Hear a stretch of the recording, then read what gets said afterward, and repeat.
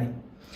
Written যেহেতু MCQ নয় পরীক্ষাটা, যেহেতু রিটেন, এমন অনেক বিষয় আছে যে বিষয়গুলো একবার চুপ বুলিয়ে নিলেই পরে ওখান থেকে আপনি কিছু একটা লিখে আসতে পারবেন। তাই প্রতিটা সাবজেক্টে হোক সেটা বাংলা, সহজ সাবজেক্ট, প্রতিটা সাবজেক্টের সিলেবাসটা ধরে ওই সিলেবাসটাকে একবার রিড আউট করবেন এবং দাগিয়ে দাগিয়ে দেখবেন এই এই এই এই টপিক এটা আমি পড়েছি, এখান থেকে প্রশ্ন আসলে আমি পারবো। এবং এই কাজটা করার সময় সাদা খাতা এবং কলম নিয়ে 1-1.5 ঘন্টা একটু সময় দেন।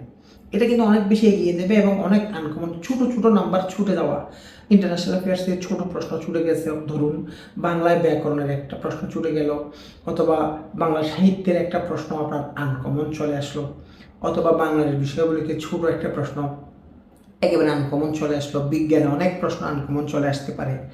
এই টাইপের বিষয়গুলো কিন্তু দেখেন 5 নাম্বার 3 নাম্বার অল্প অল্প ছুটতে ছুটতে এটা কিন্তু 30-40 নাম্বারে চলে যাবে।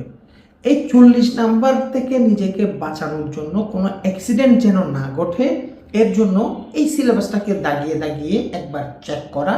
কোনো জিনিস একেবারেই পড়া হয় না এমন জিনিস পেলেই পরে ওই বইটা, ওই সাপোর্টিং বইটা খুলে ওখান থেকে একবার চেক করে নেওয়া।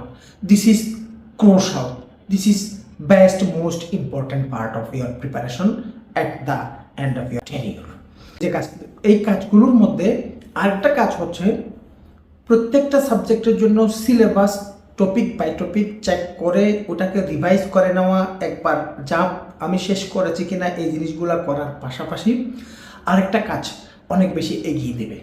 এই কাজটা হলো জাস্ট একটা সাবজেক্ট ধরলেন, একটা সাদা খাতায় বাংলা, ধরুন বাংলাদেশ বিষয়াবলী, ইংলিশ, সাবজেক্টের নামটা আপনি সাদা খাতায় লিখবেন, একেবারে চোখ বন্ধ করে অথবা নিজে নিজে একবার ভাবেন এখানে এই প্রশ্ন আসবে, এই প্রশ্নগুলোর জন্য একেবারে নিজের মাথায় নিজস্ব একটা পরিকল্পনা, এই প্রশ্ন আসলে এভাবে অ্যান্সার করবো, এই প্রশ্ন আসলে এভাবে অ্যান্সার করবো, এই প্রশ্ন আসলে এভাবে অ্যান্সার করবো। কোনো একটা জায়গায় যেখানে গ্যাপ মনে হচ্ছে ওখানে একবার চেক দেওয়া।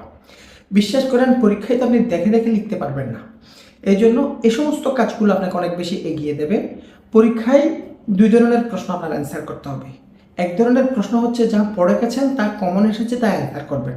আর এক ধরনের প্রশ্ন আসবে ঠিক ওভাবে আপনি প্রিপারেশনটা নেন নাই, নিজের এই অর্থাৎ নিজের অ্যানালাইটিক্যাল পাওয়ার এবং ক্রিয়েটিভিটি দিয়ে জিনিসটাকে উপস্থাপন করতে হবে। ইভেন পরীক্ষার হলে ব্রেন স্টর্মিংয়ের অনেক কাজ কিন্তু আছে, একটু চিন্তা করতে হবে, ভাবতে হবে, তারপর পয়েন্ট আসবে, যুক্তি আসবে, তারপর ওটা আপনি বানিয়ে লিখবেন। এখন টোটাল পরীক্ষাটা যদি চিন্তা করে লিখতে হয় তাহলে আপনি প্রতিযোগিতায় অনেক পিছিয়ে পড়বেন।